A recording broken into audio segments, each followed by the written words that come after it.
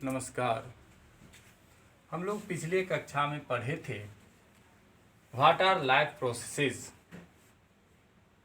The basic function perform by living organism to maintain their life are called life processes. लेकिन life processes में यह maintenance जो functions होते हैं वो कौन कौन सा होता है, जैसे हुआ respiration, digestion, excretion, blood circulation. ये सभी मिलकर के एक जॉब करते रहते हैं, मिलकर के एक जॉब करते हैं। और ये सभी जॉब हम बैठे हुए हैं, सिटिंग में हैं या स्लीप में हैं, ये सभी जारी रहते हैं। इसलिए the maintenance function of living organism must go on even they are not doing anything particularly।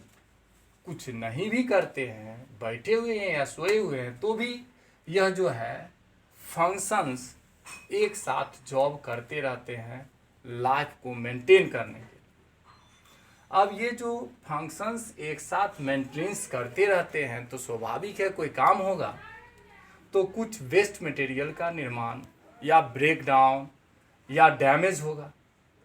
उस डैमेज को बचाने के लिए हमें, रोकने के लिए हमें किस चीज़ की आवश्यकता होती है? एनर्जी की आवश्यकता होती है। और यह एनर्जी हमें जो प्राप्त होते हैं वह आउटसाइड बॉडी से ग्रहण किए जाते हैं। The substance which carry energy from outside body to inside body is known as food। मतलब ट्रांसफर करने वाले, एनर्जी ट्रांसफर करने वाले जो सब्सटेंस होते हैं उसे फूड कहते हैं। और the in taking food and its utilised by our body is known as nutrition. वैसे सिंपलर ऑर्गेनिज्म का रिक्वायरमेंट, एनर्जी रिक्वायरमेंट कम होता है, जबकि जैसे जैसे कॉम्प्लेक्सिटी बढ़ेगा ऑर्गेनिज्म में तो उसका रिक्वायरमेंट का एनर्जी ज़्यादा होता है।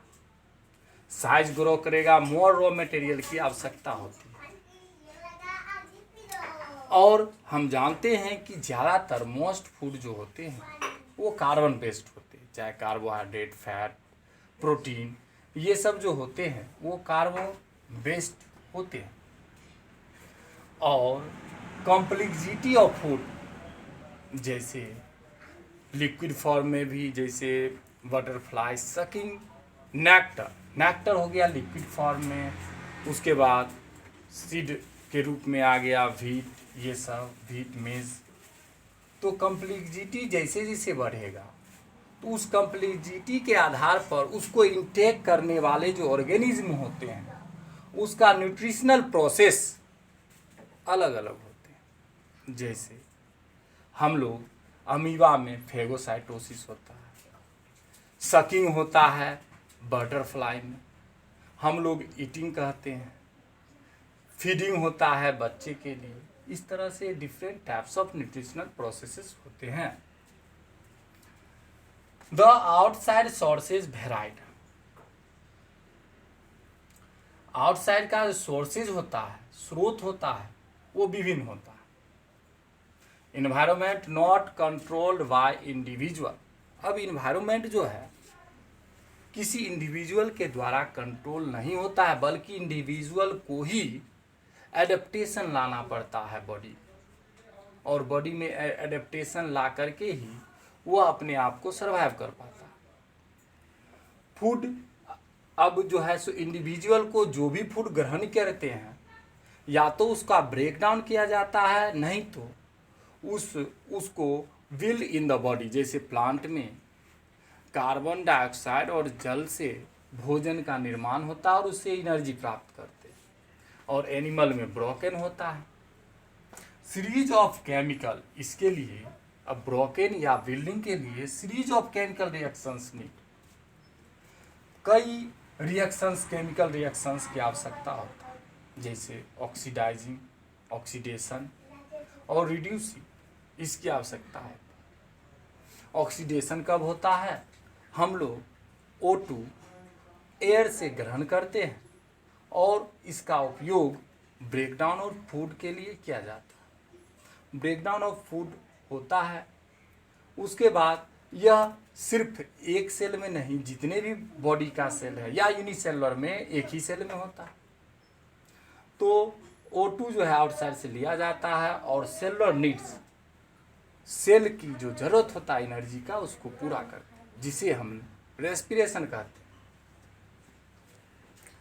अब जैसे यूनिसेलुलर ऑर्गेनिज्म है, वह इन्वायरमेंट के डायरेक्ट कांटेक्ट में होते हैं, जिससे exchange of gases, intaking of food, waste material का आउटसाइड बॉडी जाना, ये सभी काम डिफ्यूजन के द्वारा हो जाता है। लेकिन मल्टीसेलुलर ऑर्गेनिज्म में यह इन्वायरमेंट के कंट्रोल में, ये डायरेक्ट कांटेक्ट में नहीं रहता। इसके अंदर का जो सेल होगा वो डायरेक्ट कांटेक्ट में नहीं है, तो इसमें सिर्फ ओनली डिफ्यूजन से इसका ये एक्सक्रीशन, ये सब या गैसियस एक्सचेंज, ये सब नहीं संभव। फिर है मल्टीसेलुलर ऑर्गेनिज्म। मल्टीसेलुलर ऑर्गेनिज्म का निर्माण ऑर्गेन सिस्टम से होता है। ऑर्गेन सिस्टम का निर्माण ऑर्गेन से होता है और ऑर्गेन का निर्माण टिश्यूज से होते हैं। और special types of tissue, what is tissue? Tissue group of cell which originated या जिसकी उत्पत्ति एक जैसा हो और फंक्शन एक जैसा हो, वैसे ग्रुप ऑफ सेल को टिश्यू कहते हैं। Special tissue intake food, जैसे डाइजेस्टिव सिस्टम में स्पेशल टिश्यू जो है फूड को ग्रहण करते हैं। चाहे किसी ऑर्गेनिज्म में दूसरे ऑर्गेनिज्म में दूसरे तरह का इनटेकिंग ऑफ फूड के लिए टिश्यू हो सकते हैं मल्टीसेलुलर में। Need all parts of cell, और यह जो है भोजन की आवश्यकता शरीर के पूरे सेल जहाँ जहाँ भी है, इंटरनल पार्ट में है या एक्सटर्नल पार्ट में, सभी जगहों पर सेल को यह फूड की आवश्यकता पड़ती है। और यह फूड सिर्फ डिफ्यूजन से वहाँ तक नहीं पहुँचता और उसके लिए आवश्यकता पड़ जाता है ऐसा सिस्टम जो तुरंत वहाँ पहुँचा दे, तो वो ट्रांसपोर्टेशन सिस्टम की आवश्यकता होती है। अगर तुरंत नहीं पहुंचेगा तब तक में सेल डेड हो सकता है, इसलिए ट्रांसपोर्टेशन इसमें आवश्यक है। अब केमिकल रिएक्शन, जैसे जैसे हमारे बॉडी में इतने सारे फंक्शंस हुए, भोजन का डाइजेस्टिव सिस्टम काम किया, फिर रेस्पिरेटरी सिस्टम काम किया, ये सब केमिकल रिएक्शन के बाद बाय प्रोडक्ट का निर्माण होता है, जिसे वेस्ट कहते हैं। और इस वेस्ट को यूजलेस या हार्मफुल भी कह सकते हैं सब्सटेंसेस। इसे हमारे बॉडी में अगर वह एक्वायर्ड एक जगह पर एक्युमुलेट हो जाता है तो यह टॉक्सिक का काम करता है और इससे मृत्यु भी हो सकती है, इसलिए इसका निकलना जरूरी। इसलिए ट्रांसपोर्टेशन से वैसे सेल को ये वेस्ट मटेरियल प्रदान कर दिया जाता है जो रिमूवल का काम करता है, रिमूव करता है, वैसे सेल को वहाँ पर रख देता है और वह रिमूव करता है बॉडी के बाहर, और इस प्रोसेस को एक्सक्रीशन कहते हैं, जिसमें ट्रांसपोर्टेशन का जो है मुख्य योगदान रहता है एक्सक्रीशन वाले सेल तक पहुँचाने में।